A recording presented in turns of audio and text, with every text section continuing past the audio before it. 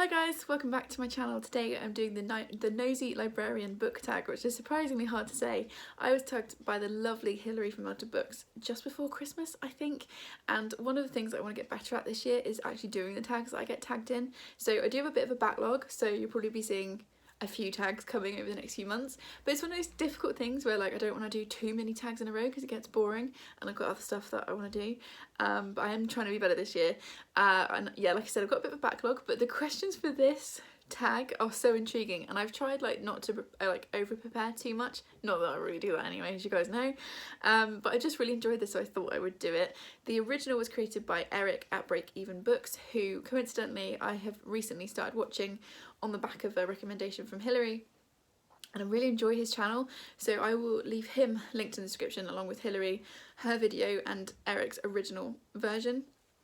So yeah, this has got some really like random questions, but I really like it, so let's do it. Question 1, what has been the most influential library in your life? So I should probably admit up front, I'm not a massive library user, and I haven't really been since I left university over a decade ago. It's one of the things that I wanted to get better at last year, and then 2020 everything flew out the window. I live in a tiny village where we don't have a library. I couldn't access Bath Library because of everything that was going on, so that kind of flew out the window. So yeah, I should say up front I'm not a massive library user. I really support like the idea of libraries, and I think it's fantastic. I just personally don't always have access in my own life. However, I do love a library. So I think the most influential library in my life would probably be the university library when I was at Bath Spa doing my first 2 degrees, because I basically lived in the library for the 4 years that I was at uni, and it definitely shaped obviously my academic life, but also my personal reading as well. I read a lot of books that I would not have read had I not been in that particular library. So yeah, probably the Bath Spa University Library, which when I was there was pretty good, and then when I went back recently to register for my PGCE, they've like completely revamped it and it's so beautiful now. Sadly I'm not getting to use it because COVID, but anyway, so that would be my answer. Question 2, honest assessment, what will they title your biography? This is such a great question. Well, one of the kind of little mantras that I live my life by is nothing wasted, which is something my dad always says, and it's the idea that no matter what happens you should get something out of it, or something useful should come out of it, so nothing is wasted even if it's a negative experience. Yeah, so that's kind of my like one of my main like, I don't know, mantra really, or like little sayings that I use a lot, and it's one of the things that I repeat to myself when things get hard. It's like, right, nothing is wasted, something good will come out of this. So yeah, maybe that's what I'd quite like to title my autobiography. But as for what they would title my biography, well, you guys tell me, what would you title a biography about me? You tell me. Question 3, the story from your life that you most hope your librarian never finds out. This is such a funny question, and I don't really have any of those.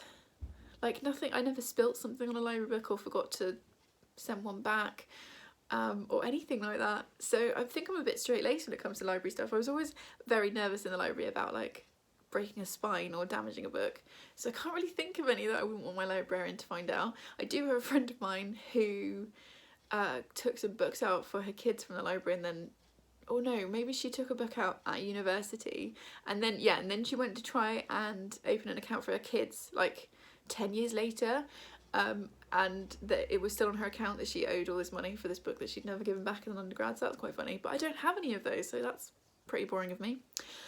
What is your favourite word? That's question 4. This is such an English teacher answer, but my favourite word changes, but my favourite word at the moment is etymology, which means the history of the word, because I just find it so interesting looking at the history of where a word has come from, its root, you know, is it Latin or Greek, and just yeah, I'm a massive language nerd, so yes, my current favourite word is etymology.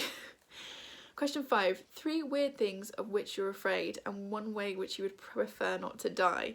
Okay, so some of these are weird. I think this question is why I wanted to do this tag, because I feel like it gives you a bit more of an insight as to what I'm like when I'm not talking about books. So I cannot bear, I wouldn't say I'm afraid of it, I cannot bear the touch of velvet. Like, even thinking about it now, it's just giving me the icks. Like, I cannot bear velvet or cord, like, because that's very similar. And like, ugh. And we, over the summer, went to buy a new sofa. Because ours had given up the ghost. So we went to buy a new sofa and we went into DFS, obviously like masks and social distancing and blah blah blah, all that good stuff. And we were looking at a sofa, we chose a sofa, we actually chose the same sofa that we already had, but just a new version. Because weirdly, we tried to, total side note, we tried to have our sofa cushions redone and the cost of that was more expensive than a new sofa. So there we go. Anyway, so we were in the sofa shop and we'd chosen our sofa that we liked and then we had to choose a fabric. And because I'm so, like, is phobic the word? Like, I can't bear velvet at all, or cord or anything like that. And you can hear my stomach rumbling. So I get filming before I've had breakfast. I had to make my husband, like, touch the fabric samples and tell me if it was velvet or not, because I just cannot bear it. So that's one thing. I cannot bear having my feet touched. Like, ooh, like, again, the thought of that is just making me like clench, because it's horrible. I don't understand people who can have foot rubs. Oh no, just, I hate feet in general. I hate other people's feet. I don't really like looking at my own. Like, the only feet that I like are like tiny little cat paws with little beans. They are cute, but feet, like, oh, absolutely not. Gross. And then one other thing, I can't really think of another thing. My husband could probably tell you, I've got a few weird things like that, but velvet and feet, oh, definitely not. And one way which you would prefer not to die, I mean, I'd kind of like to just, you know, die in my bed where I fall asleep as an old woman. That's the ideal, right? I think suffocation, again, my stomach's gonna growl all the way through this, so sorry guys. I think suffocation sounds horrendous because you're like aware of it. So yeah, that's a cheerful question. Right, what was your favourite book? Question 6, your favourite book as a grade schooler. I talk about this book a lot. Every time this kind of question comes up, I always pull this book out, but it is always true, and that is The Borrowers by Mary Norton. This is the first children's book. By the way, I'm assuming grade schooler is like middle grade, like primary school in the UK. That's what I'm assuming, so we're going with that. This was the first kids book I can ever remember reading, and I just remember it completely setting my imagination on fire. It's also the first book I can remember rereading and rereading. Like, I would get to the end of the book and then I would just turn back to the first page and start again because I just loved it. In case you're not aware, The Borrowers is about little people who in this book live under the kitchen floor. They get seen by what they call a human being, and adventures go from there, and I just love it. It's so creative and inventive, and like I said, as a kid it just blew my mind, and I just absolutely loved it.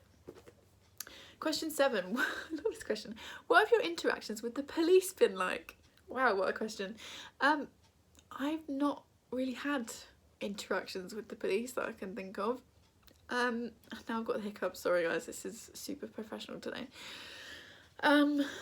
Yeah, interactions with the police. I don't really have an answer for that, but if you've got a good story about your interactions with the police, drop me a comment below and let me know. Because yeah, I haven't really interacted with the police, which is also, I'm well aware, showing my white privilege as well. Because I haven't really crossed paths, particularly with the police. Number 8, all-time favourite book cover. So I'm going to hold up a book which I love. I don't know if it is my all-time favourite book cover because that's a big question, but I feel like it encapsulates all the stuff that I love in a book cover. And that is The Illumination of Ursula Flight by Anna Marie Crowhurst. And basically, I like shiny things on book covers. I love illustrated, I prefer illustrated book covers. I also really like a nice spine. And this kind of encapsulates it. Also, one of the things that I love, to me, what a good book cover is that it links to what's inside the book, and all of these things link into this story, and it's just really shiny and pretty. So basically, shiny, pretty things that connect to the book inside, and that is what I'm all about with a book cover. Number 9, how many places have you lived? Not many. I don't know if this means like specific houses or whatever, but I basically lived with my parents until I was 18. Then I moved and came to Bath and did like halls and then shared housing and stuff. Then I lived on my own for a little bit in a little cottage in a little village, and then I moved in with Gary. So I would say like 2 places because I'm now not far from Bath. So I wouldn't say that I've particularly moved out of Bath. I mean, yeah, so I would say maybe 2 places, which I realise is kind of lame, but that is the answer. And then tag 11 booktubers that you like and or admire, and why do you like and or admire them? Okay, that's a lot of people. I'm going to tag 3. And I've picked 3 people that I admire because they do very much their own thing and they do different content, and I just love their style and the way that they do things. Plus, they are really lovely humans. So I'm going to be tagging Kat from Brews and Reviews, Faye from Missed Your Date with a Book, and Kaz from Cats and Cameras. You ladies are tagged all for the same reason. Like I said, I just love the way that you just do your own thing on your own schedules, and you're all really original, and I just love the way that you guys just sit and chat about books, because I'm all about that. So those are the 3 people I am tagging. Thank you to Hilary for tagging me in this very random tag. I've really enjoyed filming it, and thank you obviously to Eric for creating it in the first place. Please subscribe if you haven't already and you would like more of this chaos, and I will see you in the next one. Thanks guys, bye.